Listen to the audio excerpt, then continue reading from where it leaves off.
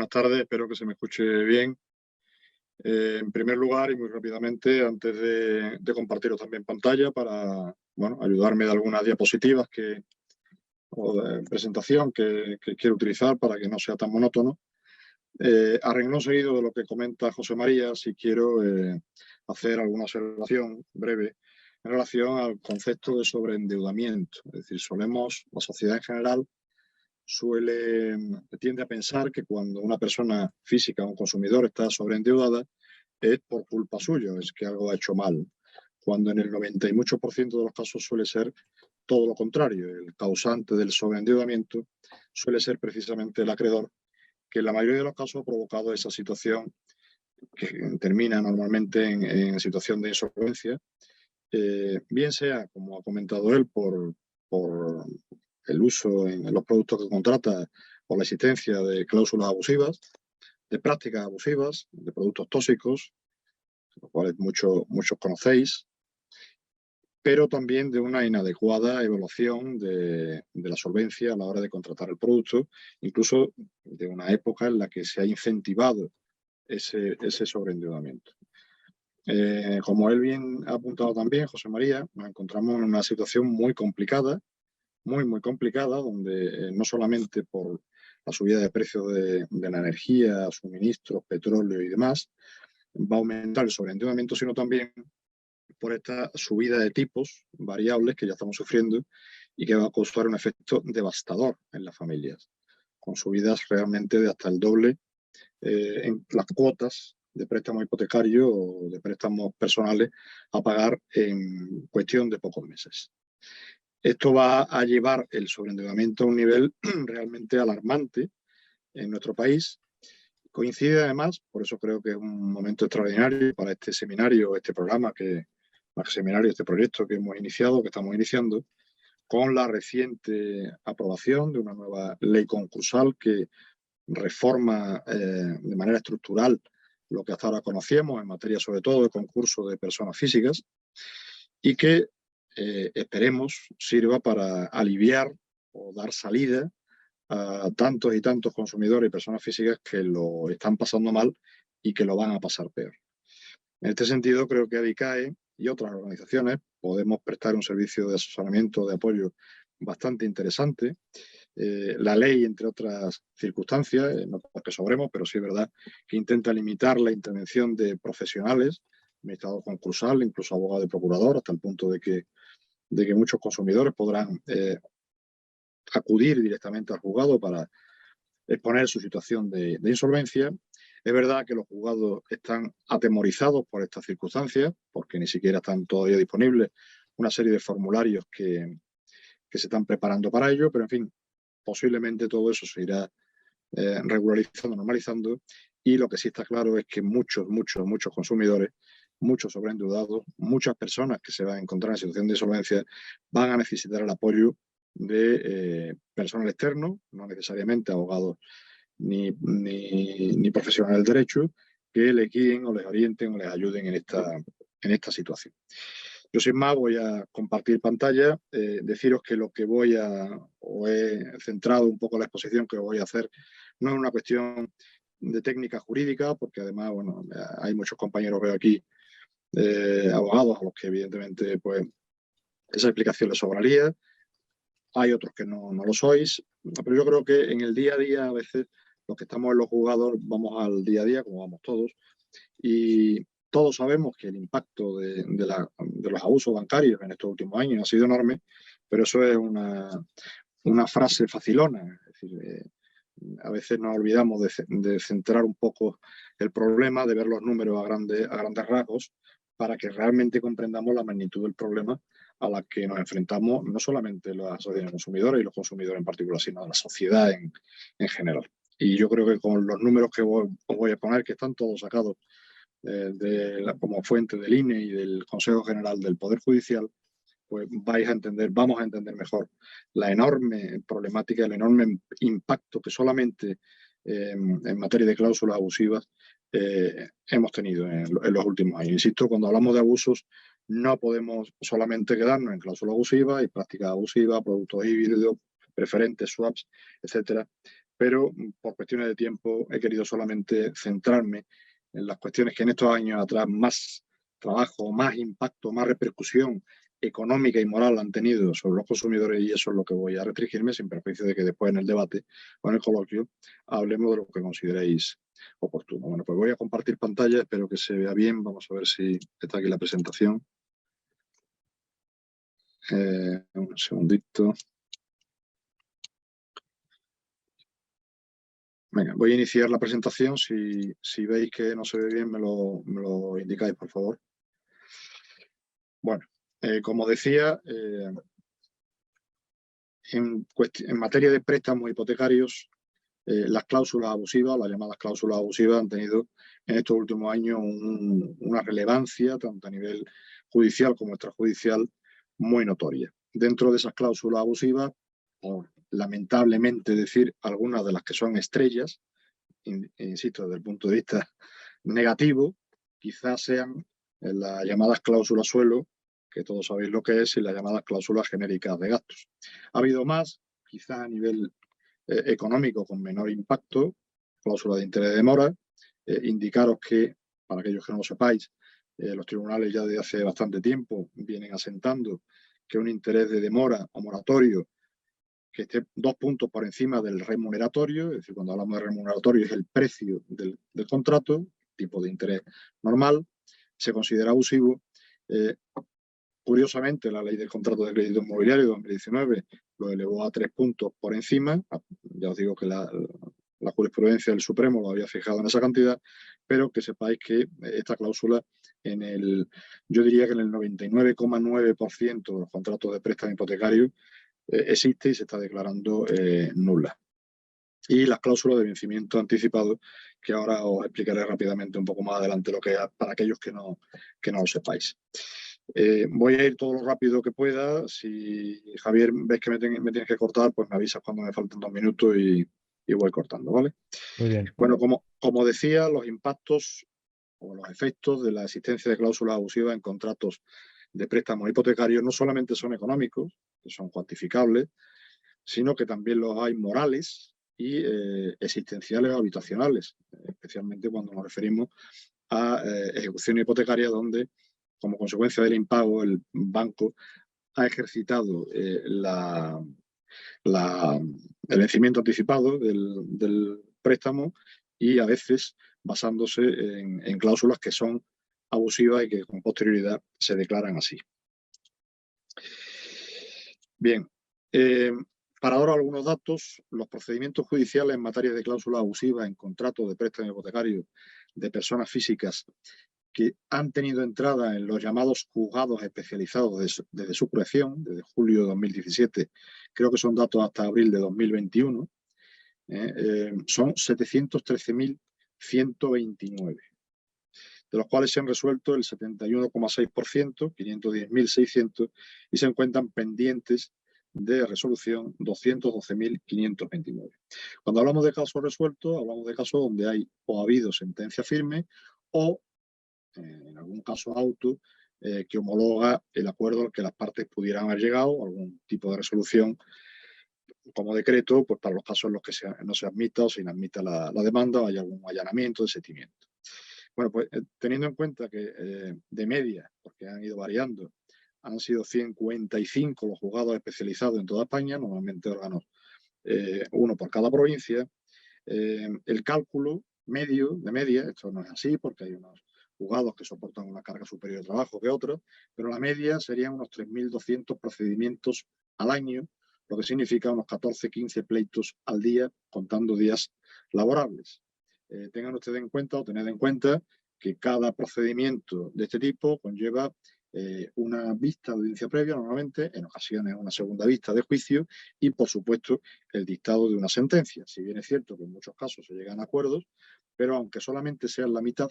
el tener que poner 7, 8 sentencias diarias por cada juez de España, por muy parecidas o similares que sean los asuntos, pues piensen ustedes que es realmente complicado y difícil, ¿no? La tipología, es decir, de esas 700 y pico mil procedimientos que a día de hoy han entrado los juzgados especializados, aproximadamente, estos son cálculos míos, no están en ningún sitio, pero por el número de procedimientos que yo llevo y que llevamos los compañeros, el 70%, insisto, desde su creación, incluso antes, porque antes de la creación de juzgados especializados, entendían de estos procedimientos otros juzgados, durante un tiempo los de primera instancia, a reparto y anteriormente los juzgados mercantiles. Bueno, pues el 70% aproximadamente han sido de cláusula suelo y el otro 30% de cláusula de gastos. Actualmente, el porcentaje de procedimientos en trámite que entran de suelo, evidentemente, está bajando y el de gastos va subiendo. Es decir, no se trata de unos porcentajes lineales, es decir, cada año hay 70-30, sino que hasta aproximadamente 2019, prácticamente el 99-100% de procedimientos eran de cláusula suelo, y posteriormente, a partir de 2019, el porcentaje mayor se lo llevan las demandas por cláusula de gastos, teniendo en cuenta además que hay procedimientos donde se insta la nulidad de ambas cláusulas a la vez. Aproximadamente, teniendo en cuenta que las sentencias a acuerdos favorables pueden alcanzar o rondan el 97%, lo digo para ver un poco el impacto económico global, pues estaríamos hablando respecto de cláusula suelo de un impacto económico al global de los consumidores, insisto, de asuntos resueltos en toda España por cláusula suelo de casi 5.000 millones de euros y en concepto de cláusula de gastos en torno a 200 millones de euros. En materia de demanda de gastos, esta cantidad, que es un perjuicio para el consumidor, ya les adelanto que para la sociedad es mucho mayor, es decir, el coste de la infraestructura judicial que hace falta para resolver estos procedimientos de gastos evidentemente supera con mucho esa cantidad, pero la situación a la que las entidades financieras nos han abocado, a los que defendemos a los consumidores, es esta. No se ha sabido, entiendo, dar solución a esta problemática, ni por el legislador, ni por el Ejecutivo, ni por los órganos judiciales, y es lo que tenemos. Como decía, no solamente el problema de las cláusulas abusivas afecta a los contratos que están, digamos, en curso, al día en cuanto a pago, sino que se incrementa el problema o se incrementa la situación más grave en aquellos contratos donde, por una situación normalmente de impago, se ejecuta la hipoteca, se da por vencida la misma y se aboca al consumidor a un llamado procedimiento de ejecución hipotecaria. Entre 2007 y 2022, fijaros la barbaridad, estos son datos, insisto, del Consejo General del Poder Judicial, han habido 538.169 ejecuciones hipotecarias iniciadas, muchas de ellas aún en trámite. Para aquellos que nos dicen o que nos cuentan que ya no hay lanzamientos en España, solamente en lanzamientos relativos, cuando hablo de lanzamientos me refiero a los que se producen en un procedimiento de ejecución hipotecaria, no a los desahucios que se producen como consecuencia de contratos de arrendamiento o otras circunstancias. Bueno, pues solamente en 2020 hubo 21.145 lanzamientos llevados a efectos y en 2021 10.103. En total, de 2013 a 2021, 189.963, casi 190.000 familias han sido lanzadas de sus viviendas normalmente habituales. Bien, en ejecución hipotecaria, las cláusulas que más efecto tienen o más influyen en esta situación o agravan esta situación son las llamadas de vencimiento anticipado. Como sabéis, actualmente, si se superan 12 cuotas del préstamo, sí se habilita a la entidad financiera a ejecutar por esta causa el préstamo, pero anteriormente, bueno, pues cuando no se ha llegado a este importe de cuotas, es verdad que hubo una época en la que todo valía y bastaba con un solo impago para que la ejecución valiera. Después hubo una época en la que se subió a 3, porque me entiendan, los compañeros juristas saben un poco lo que les estoy explicando. Pero la cuestión es que, en definitiva, cuando se produce un número de impagos, la entidad financiera ejecuta la hipoteca y eso significa que me va a pedir la totalidad del préstamo, de lo que quede por pagar del préstamo, con los intereses remuneratorios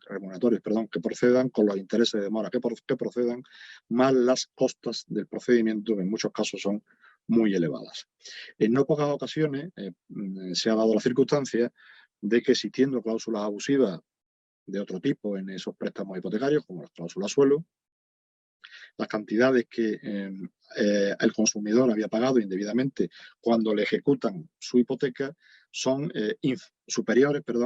a las que ha dejado de pagar, es decir, a las cuotas impagadas. Yo he pagado 20.000 euros de más por cláusula suelo desde que se inició el contrato, y resulta que le ejecutan la hipoteca cuando lleva 3.000 o 4.000 euros de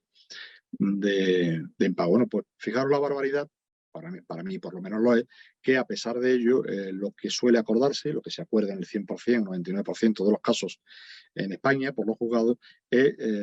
la reliquidación de las cantidades por las que el banco me va a pedir al consumidor, pero que continúe adelante la ejecución hipotecaria. No se sobresee por estas circunstancias, salvo juzgados muy contados en España que sí lo han hecho, sí lo están haciendo. Sí se han sobreseído ejecuciones hipotecarias por el tema de la cláusula de vencimiento anticipado, es decir, por haber ejercitado esa facultad con uno o dos impagos y considerarse que no era un incumplimiento lo suficientemente grave y culpable, pero lo que al final el Supremo nos ha abocado es que, una vez sobreseída esa ejecución, puede iniciar una nueva ejecución en el banco, pues acudiendo a la nueva ley de contratos de crédito inmobiliario, la de 2019, y en el momento que se superen esas 12 cuotas, pues estará correctamente ejercido ese vencimiento anticipado. Para mí es una teoría, una doctrina totalmente equivocada, pero en fin, no es el momento quizás de entrar a discutir, aunque si queréis pues lo vemos, ¿no? ¿Cuál es el impacto que se produce en un ejecutado que se ve no solamente lanzado en su vivienda, sino con un préstamo vencido y que se le reclama? Bueno, pues no solamente que pierdo mi vivienda, sino que además normalmente me va a quedar lo que se llama una cola de hipoteca, generada por los intereses de demora, generada por las tasas, por las costas que se me cobren, y con una deuda adicional, además de perder mi vivienda, no ya de todo lo que he pagado, no solo de lo que he pagado durante la vida del préstamo, sino de otros 30, 40, en algunos casos 50.000 euros que todavía se le va a deber al banco, y que, si no me ha colocado yo en situación de insolvencia por la pérdida de mi vivienda, me va a colocar casi seguro si soy consumidor de a pie. Y terminar muy rápidamente, aunque ya el compañero ha hecho referencia a el impacto de las cláusulas abusivas en los llamados préstamos o créditos personales, donde últimamente efectivamente se está convirtiendo en estrella el llamado contrato o tarjeta revolving, con unas TAEs de un 24 o 25%. Advertiros que los tribunales han tenido o siguen teniendo incluso el descaro, se me permite, de considerar que un tipo del 29% o del 30% no es abusivo. Afortunadamente, y cada vez está reculando más el Supremo, hay una línea que permite de todos estos contratos de tarjeta revolving conseguir la nulidad, no solamente por falta de transparencia, como ocurre con las cláusulas suelo o cláusulas abusivas, sino por la llamada ley de usura, siempre y cuando el contrato, el momento en el que se suscribió el contrato, la media que publicaba el Banco de España, que habitualmente era del 9 o el 10% hasta 2000, aquí me pierdo ya, creo que era 2010, algún compañero me podrá ayudar, pues si nos encontramos con contratos que estén por encima de esa cantidad, normalmente el 24 o el 25, sí se consideran usuarios. Pero a partir de la fecha en la que el Banco de España publicó la media de contratos revolving en toda España, pues prácticamente casi todos los contratos revolving entrarían como no usurarios, porque estarían en la media. Es decir, más o menos como si dijéramos, oiga, como todos los contratos de tarjeta revolving son abusivos, pues no es más abusivo que todos los abusivos. No sé si la explicación os vale, pero más o menos esto es lo que viene a decir el Supremo. Son contratos que no solamente están con un tipo de interés remuneratorio muy alto, sino que además están plagados de comisiones varias, de impago, de apertura, de disposición, hasta el punto de que os he puesto ahí dos ejemplos reales, que además yo he llevado, con una tarjeta con una disposición inicial de 3.000 euros, donde se hayan ido pagando las cuotas normalmente mínimas que también te ponen en 12 años, pues supone un coste medio de 12.000 euros, 12.000 más los 3.000, es decir, en torno a 15.000 euros totales lo que tendría que devolver. Y se dispara si, por ejemplo, nos vamos a 6.000 euros. En 12 años, pues tendríamos un coste medio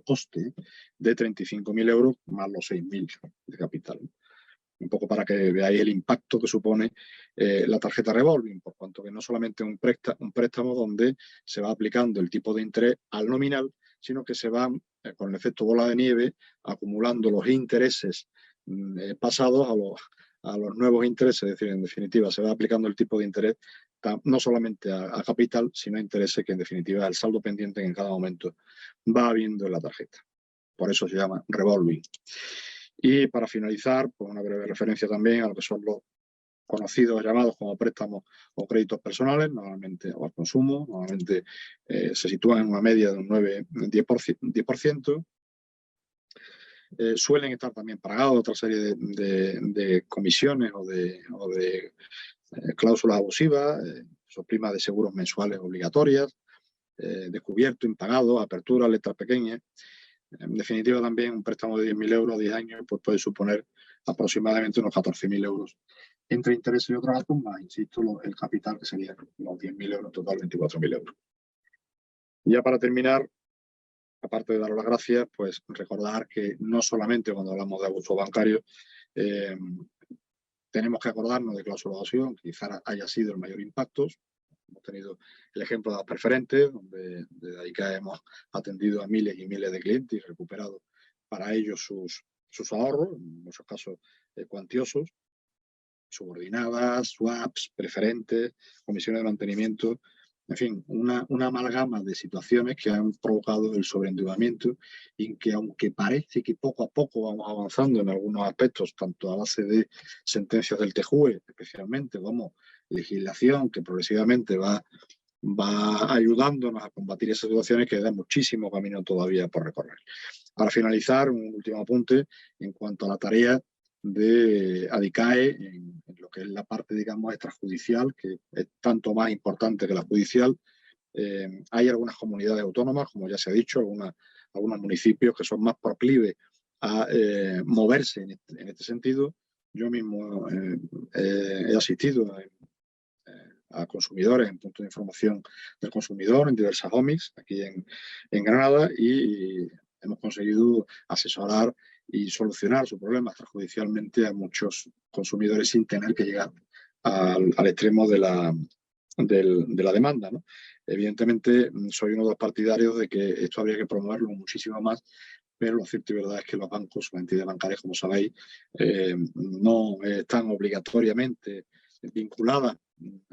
por sistemas de arbitraje y mediación, escapan a este tipo de situaciones y de momento no hay nadie que les obligue o les vincule a pasar por este tipo de sistemas de resolución extrajudicial de conflictos, que serían fundamental para, de alguna manera, prevenir y evitar el sobreendeudamiento, no ya solamente en materia de cláusulas abusivas o de otros abusos, sino de racionalizar qué préstamo, qué crédito se le da, ¿no?, a cada consumidor, por qué y cuánto. Y dicho esto, quedo a vuestra disposición para cualquier pregunta, comentario que queráis hacer. Muchas gracias.